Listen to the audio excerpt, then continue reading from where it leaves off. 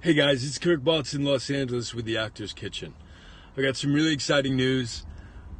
The Performing Arts Studio in Munich, which has been my home base in Europe really the last 10 years when I go and teach in Europe, has decided to help me to host and facilitate a 4-week course that we're going to be doing on building a character, audition technique, scene study, and how to build a strong self-tape. All the copy we're going to be using is from current contemporary American TV shows. You can work in English, you can work in German. It's the month of June at 7 p.m. on Wednesday nights, all 4 Wednesdays in the month of June, 10 a.m. LA time. So folks from all over are going to be signing up, I think stateside and in Europe. Grab a spot.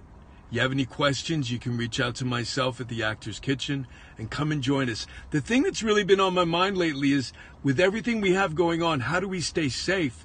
But also, as the artists that we are, how do we stay a little bit dangerous? So come and join us. I think it's going to be a really great 4 weeks. And it's limited to 14 participants. So jump in. I hope I see you soon.